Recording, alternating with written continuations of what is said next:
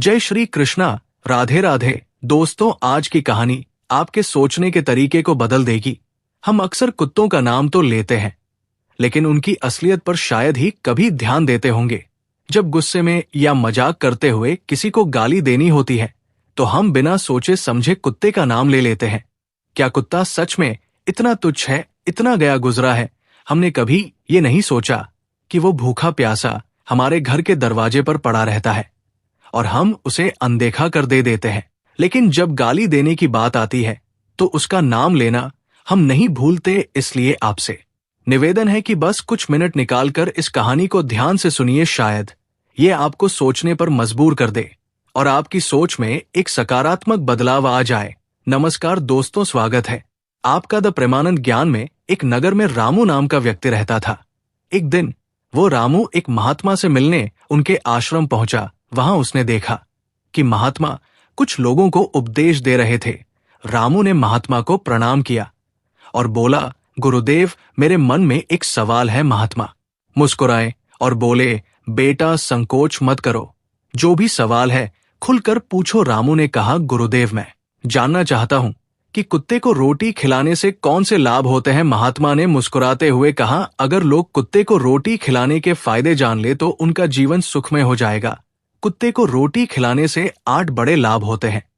जो इन फायदों को समझ लेता है, उसे कभी दुखों का सामना नहीं करना पड़ता। महात्मा ने आगे कहा, बेटा, एक कहानी सुनो। एक समय की बात है। एक भूखा प्यासा कुत्ता गांव के हर दरवाजे पर जाता, लेकिन कोई उसे रोटी का टुकड़ा तक नहीं देता। वो लाचार होकर इधर उधर भटकता रहता।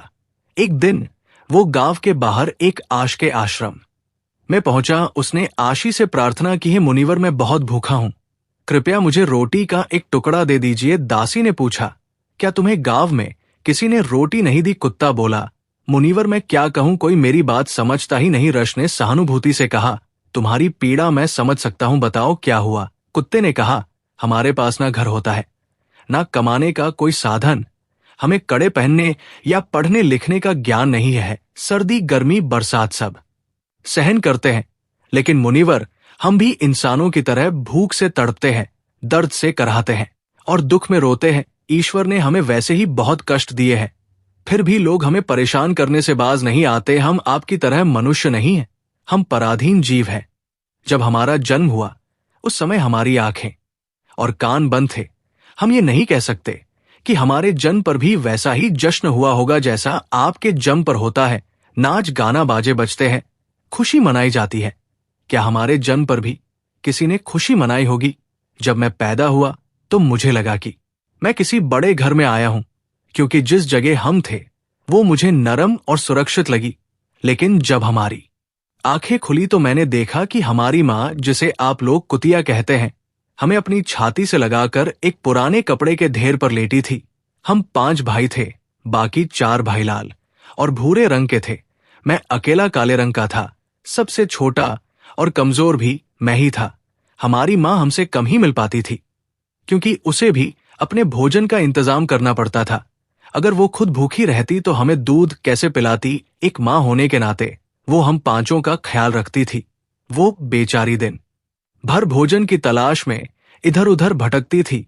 कभी मिल जाता, कभी नहीं। रात में वो जागकर गांव की रखवाली करती थी। कोई अनजान व्यक्ति गांव में घुसने की हिम्मत नहीं करता था। यहां तक कि दूसरे गांव के कुत्ते भी डर के मारे हमारे गांव में नहीं आते थे। अगर किसी किसान के खेत में जानवर घुसकर फसल नष्ट करने की कोशिश करते तो वो उन्हें दौड़कर भगा देती थी।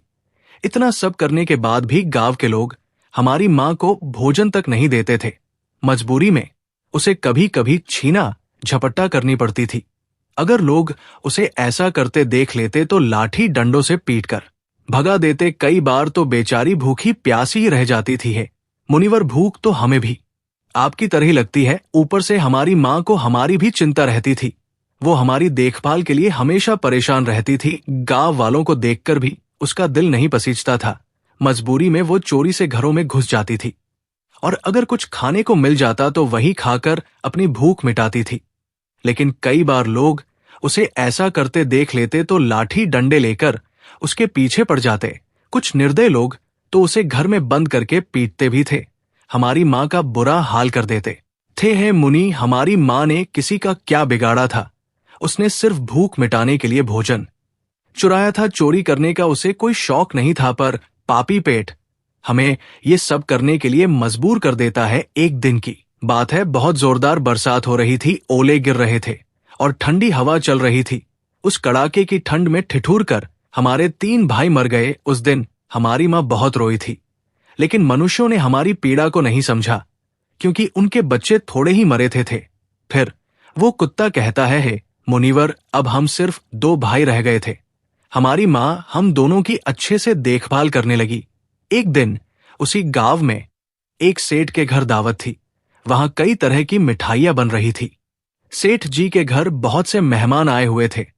हमारी माँ खाने की तलाश में बार बार वहां जाती थी, लेकिन लोग उसे दुत्कार कर भगा देते। किसी को उस पर इतना भी तरस नहीं आया कि उसे एक रोटी ही दे दे। एक रोटी देने से उनका क्या बिगड़ जाता। मेरी माँ बार बार सेठ जी के आंगन में जाती और दूर खड़ी खड़ी देखती रहती।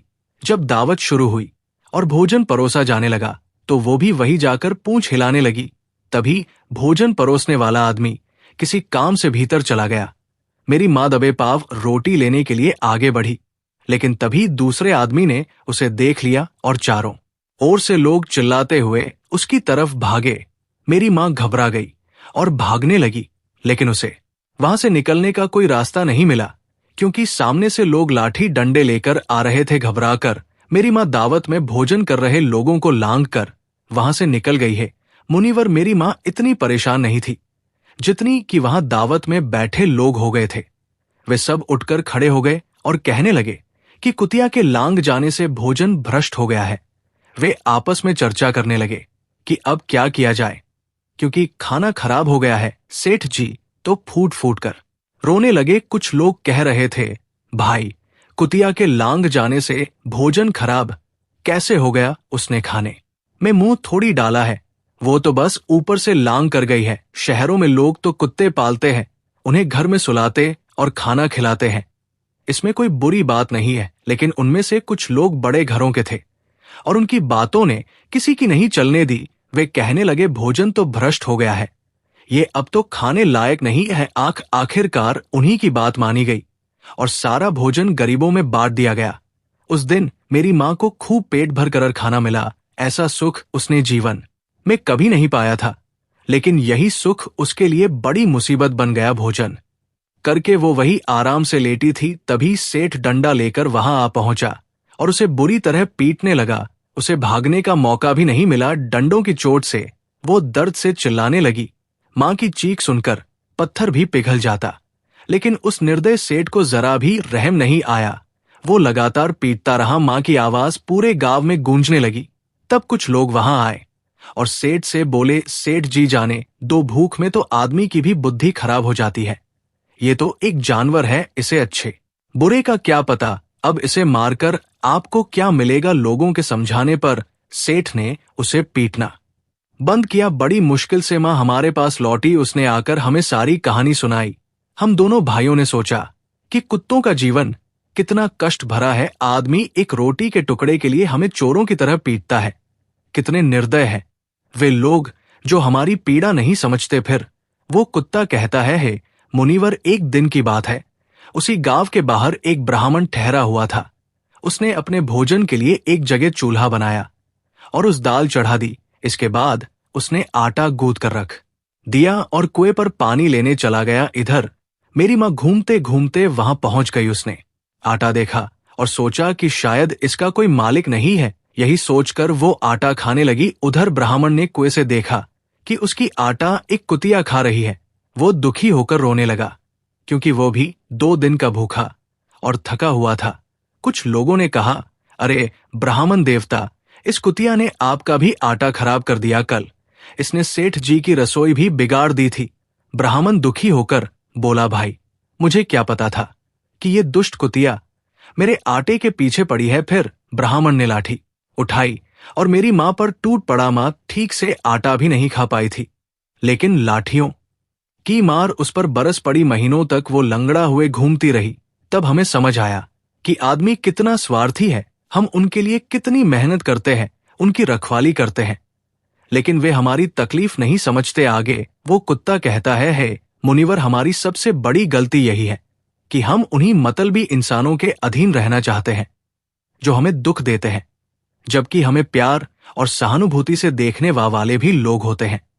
लेकिन हम उसके कितने काम आते हैं ये हम कभी नहीं जान पाते। भक्तों कुत्ते ना केवल हमारे घर की सुरक्षा करते हैं, बल्कि वे हमारे जीवन में कई अन्य सकारात्मक प्रभाव भी डालते हैं, जिनके बारे में बहुत कम लोग जानते हैं। महात्मा ने कहा था, मनुष्य कुत्ते को रोटी खिलाने के महत्व को समझ ले तो वो जीवन के कई संकटों से बच सकता है। आज मैं आपको बताऊंगा कुत्ते को रोटी खिला के 8 ऐसे लाभ जिन्हें जानकर आप हैरान रह जाएंगे। जब घर में रोटियां बनती हैं तो पुरानी परंपरा के अनुसार पहली रोटी गाय के लिए और आखिरी रोटी कुत्ते के लिए रखी जानी चाहिए। महात्मा का कहना था कि ये नियम भगवान ने बनाए थे, लेकिन आजकल लोग इन नियमों को भूल चुके हैं और इसका नकारात्मक असर उनके जीवन पर पड़ता है। पहला फायदा, कुत्ते को रोटी खिलाने से घर के गृह दोष कम हो जाते हैं। महात्मा के अनुसार यदि शनि की महादशा चल रही हो तो कुत्ते को रोटी खिलाने से शनि का प्रभाव कम हो सकता है और व्यक्ति की मुश्किलें आसान हो सकती है। दूसरा फायदा, कुत्ते को रोटी खिलाने से आपकी किस्मत चमक सकती है और घर में नकारात्मक ऊर्जा का नाश होता है। तीसरा फायदा, ये एक ऐसा कदम है जो माता लक्ष्मी की कृपा को आकर्षित करता है और घर में कभी धन की कमी नहीं होती। चौथा फायदा, कुत्ते को रोट देने से कर्ज से मुक्ति मिल सकती है और यदि पहले से कर्ज में है तो इससे छुटकारा पाने में मदद मिल सकती है। पांचवा फायदा, जब आप कुत्ते को नियमित रूप से भोजन देते हैं तो ये आपके व्यापार में प्रगति लाता है। छठा फायदा, कुत्ते को रोटी खिलाने से आपकी आयु में वृद्धि होती है और अटका हुआ धन वापस मिल जाता है। सातवां फायदा, कुत्ते को रोटी देने से आपके स्वास्थ्य में सुधार होता है, मानसिक स्थिति भी मजबूत रहे और आप हमेशा ऊर्जावान महसूस करते हैं। आठवां फायदा, भगवान को सभी जीवों की चिंता रहती है, इसलिए जब आप कुत्ते को रोटी खिलाते हैं तो भगवान प्रसन्न होते हैं और उनके आशीर्वाद से आपका परिवार सुखी रहता है। महात्मा ने ये भी बताया कि जब कुत्ता रोता है तो इसे एक अपशकुन माना जाता है, ये किसी संकट या अनहोनी का संकेत होता है, इसलिए कुत्ते को कभी भी दुखी नहीं करना चाहिए। तो दोस्तों, आपको ये जानकारी कैसी लगी? कृपया कमेंट सेक्शन में अपने विचार जरूर बताएं। यदि ये जानकारी पसंद आई हो तो द प्रेमानंद ज्ञान चैनल को सब्सक्राइब करना ना भूलें।